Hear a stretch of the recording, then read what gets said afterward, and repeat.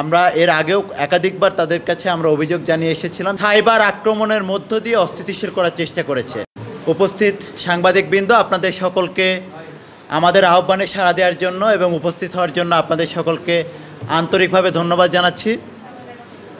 প্রিয় উপস্থিতি, আপনারা অবগত আছেন বিগত দীর্ঘ ফ্যাসিবাদী শাসনামলের পরে 5 আগস্ট ছাত্র জনতার ঐতিহাসিক গণঅভ্যুত্থানের মধ্য দিয়ে শিক্ষা প্রতিষ্ঠানগুলোতে যে সহনশীল গণতান্ত্রিক রাজনৈতিক পরিবেশ, মুক্ত মত প্রকাশের যে পরিবেশ তৈরি হয়েছিল, আমাদের কাছে আমরা দেখেছি 5 আগস্টের পরবর্তী সময় থেকেই একটি সংঘবদ্ধ গোষ্ঠী এই সহনশীল গণতান্ত্রিক মুক্তমত প্রকাশের বিপরীতে গিয়ে ঘৃণার বিষ বাষ্প ছড়ানোর চেষ্টা করেছে এবং শিক্ষা প্রতিষ্ঠানগুলোতে সাইবার আক্রমণের মধ্য দিয়ে অস্থিতিশীল করার চেষ্টা করেছে।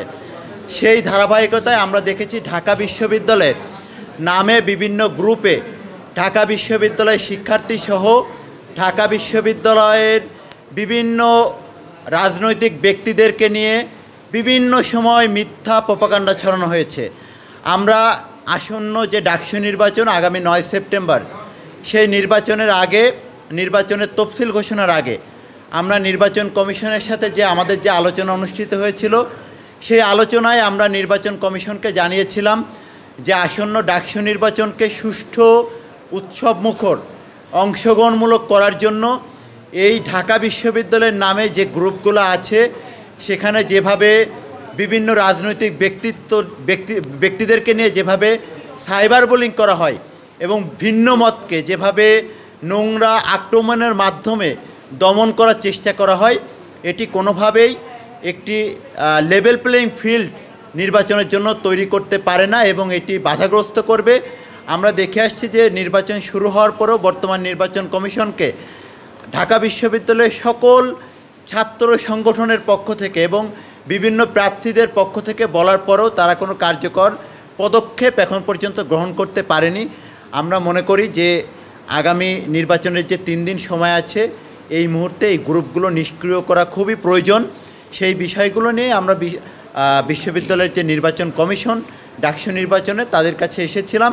আমরা এর আগেও একাধিকবার তাদের কাছে আমরা অভিযোগ জানিয়ে এসেছিলাম যে আপনারা এই গ্রুপগুলোকে নির্বাচনের সময় পর্যন্ত অন্তত নিষ্ক্রিয় রাখার ব্যবস্থা গ্রহণ করেন, কেননা তারা এই গ্রুপগুলোর যারা মডারেটর তাদের সাথে অফিসিয়ালি মিটিং করেছে। যেহেতু তারা আমাদের বিশ্ববিদ্যালয়ের ভাই অথবা বোন, তো আমরা চাই যে একটি লেভেল প্লেইং ফিল্ড এবং সকলের জন্য একটি উপযুক্ত অংশগ্রহণমূলক পরিবেশের জন্য এই গ্রুপগুলো এখন নিষ্ক্রিয় রাখা প্রয়োজন, যাতে কেউ এই গ্রুপগুলোর মাধ্যমে কোনো মিথ্যা প্রপাগান্ডা না ছড়াতে পারে এবং ঘৃণার যে বিষ বাষ্প ছড়ানোর চেষ্টা হয় সেটি যাতে কোনো প্রার্থী কিংবা কোনো সংগঠনের বিরুদ্ধে ছড়ানো না হয়।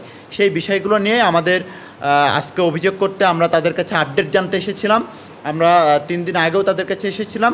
আমাদের মাঝে উপস্থিত আছেন আমাদের বাংলাদেশ জাতীয়তাবাদী ছাত্রদল ঢাকা বিশ্ববিদ্যালয়ের সংগ্রামী সভাপতি গণেশচন্দ্র রায় সাহস এবং আমাদের বাংলাদেশ জাতীয়তাবাদী ছাত্রদল সমর্থিত প্যানেলের এজেস পদপ্রার্থী তানভীর আল হাদি মায়ের।